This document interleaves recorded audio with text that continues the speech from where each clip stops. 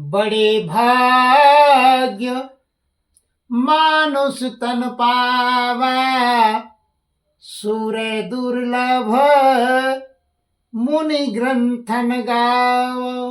जय हो।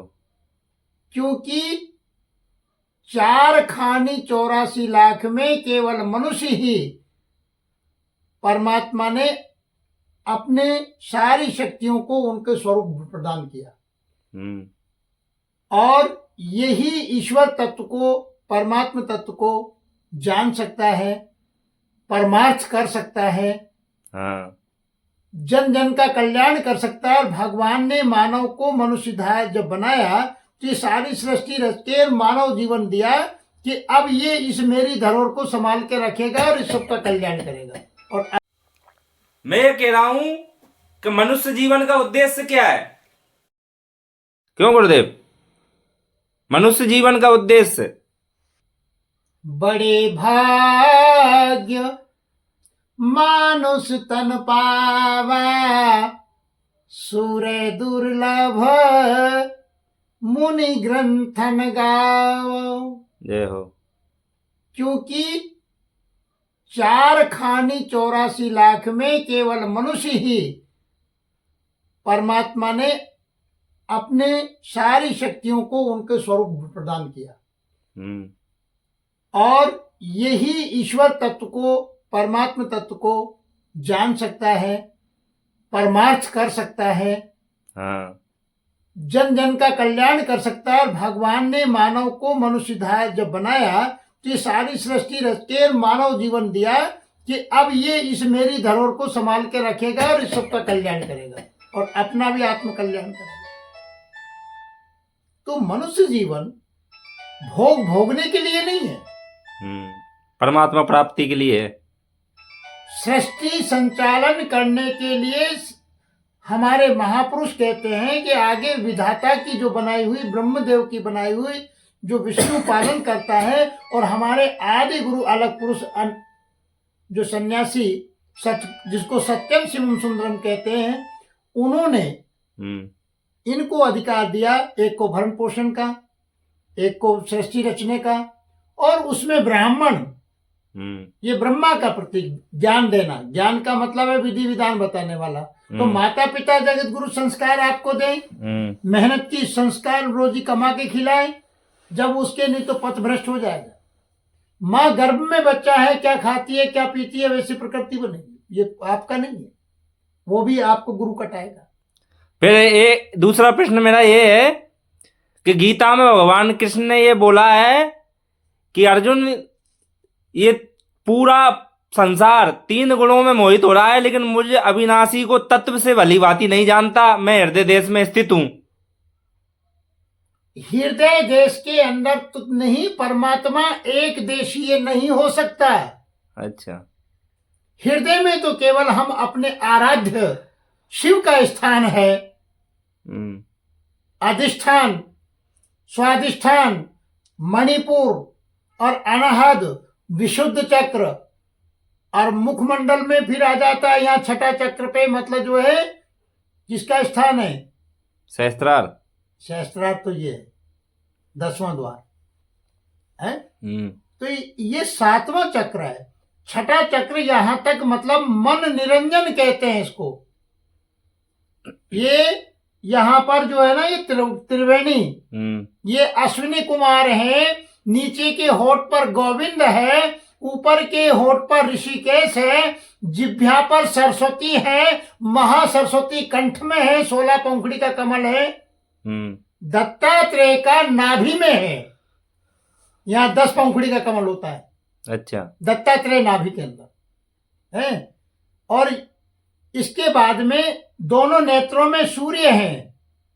ये 10 दिक्पाल हैं आपके कानों के अंदर, 10 दिशाएं, जिनको 10 विद्या कहते हैं आपके, 10 माताएं, 5 और 5 ये दिक्पाल हैं।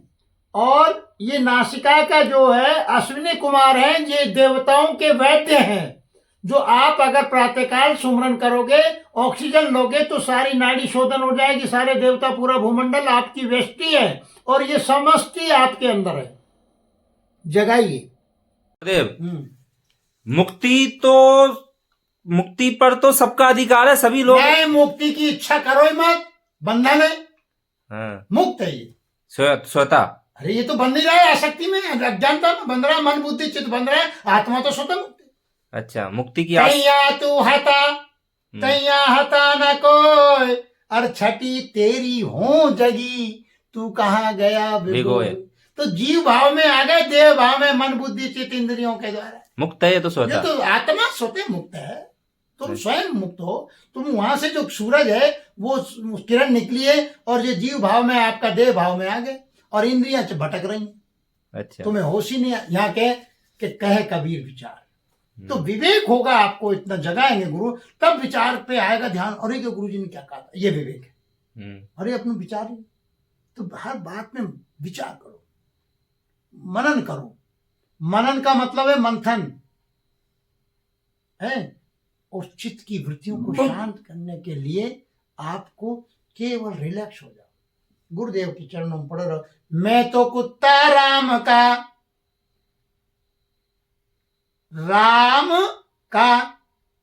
मैं तो कुत्ता राम का, मोतिया मेरा नाम, और गले पड़ी जंजीर सतगुरु की, तित खेचे उत जाऊं। शिव शक्ति मिल कियो पसारा, ये बोलो तो। अरबे नरबे दूधू गारा, शिव शक्ति मिल कियो पसारा। हाँ, यही बोलो। और लिंग चीर कर बंक बनाया।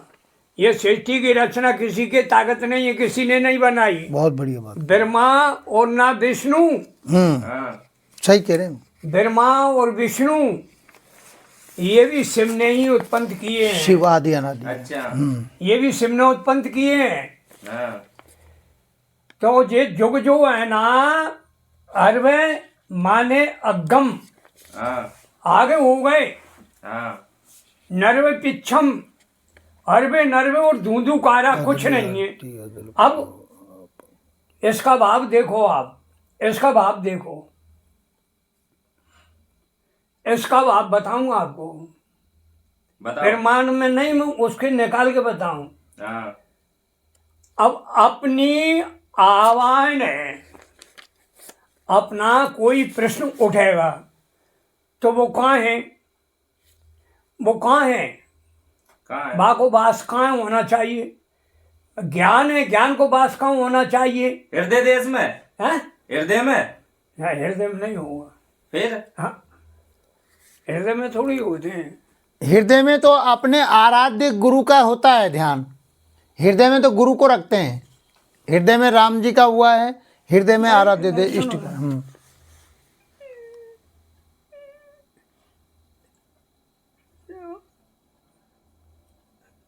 गुरु को, गुरु शब्द है क्या, सद क्या चीज है और गुरु क्या चीज है, सत्य क्या है और गुरु क्या है, पहला। अब क्या मतलब कहने का ये है, सत्य और गुरु पहले आ रहा, सत्य बाद में आए गुरु। गुरु सत्य आदि अनादि, पहले सत्य है और पीछे आ रहे हैं गुरु। गुरु पीछे आता है। अब गुरु की उपाधि तो जा भी दे दी, गुरु के लिए तो निरस्त कर दिया। हाँ, गुरु को निरस्त कर दिया।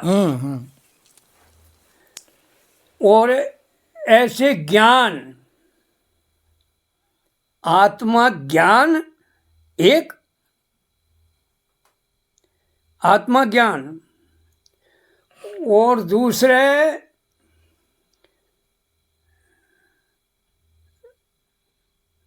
परे ज्ञान, आत्मा ज्ञान, परे ज्ञान। और इनमें अब ये अपन को गुरु के भाव को, सद और गुरु के भाव को देखो, इसमें कैसे, इनमें कारण क्या छिपे हुए हैं दोनों में।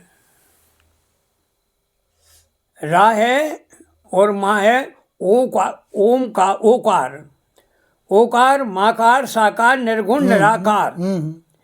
निराकार को कोई कार नहीं है, निर्गुण में कोई गुण नहीं है, सगुण में सब व्यापक है।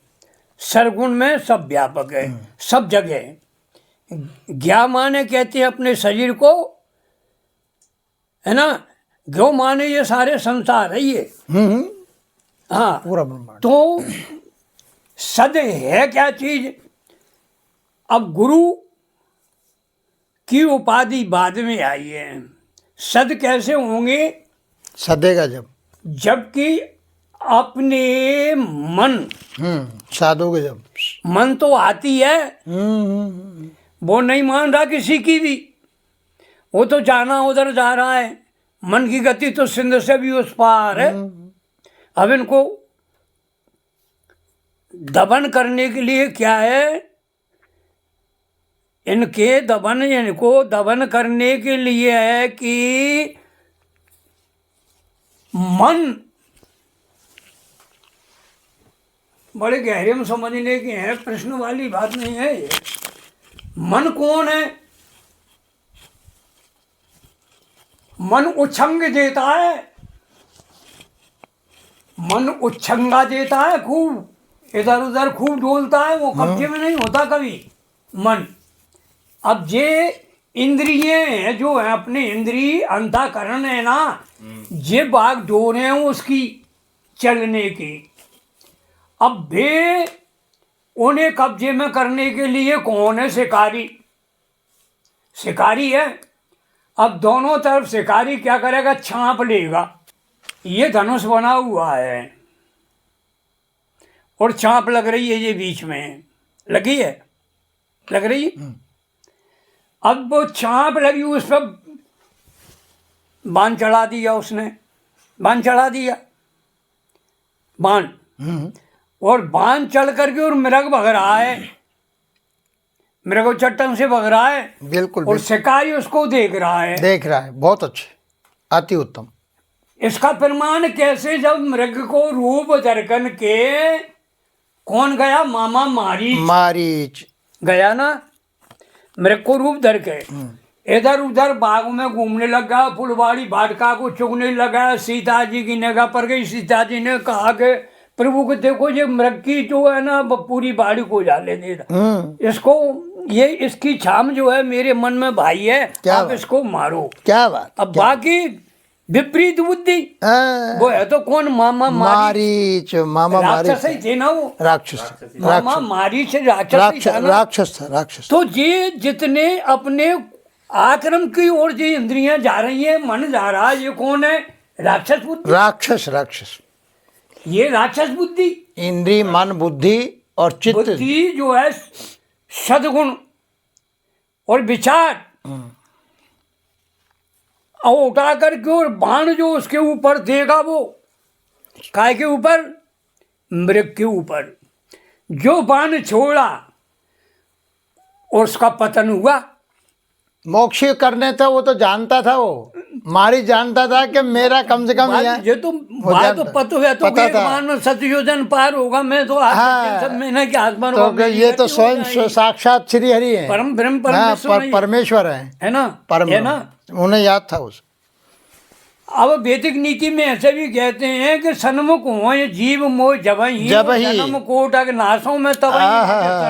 एक तो सत्य आत्मा है, निस्वरूप आपका, और शब्द गुरु है, तो इसलिए सत्य गुरु लगा। एक भाव तो ये है। एक गुरु वो होता है जो, जैसे माता पिता गुरु, ब्राह्मण गुरु और सतगुरु, जो आत्म साक्षात्कार करा दे। जय हो। तो हम तो इनके चरणों के दास हैं। दास। जय हो। है? तो जय सिया राम। जय श्री राम।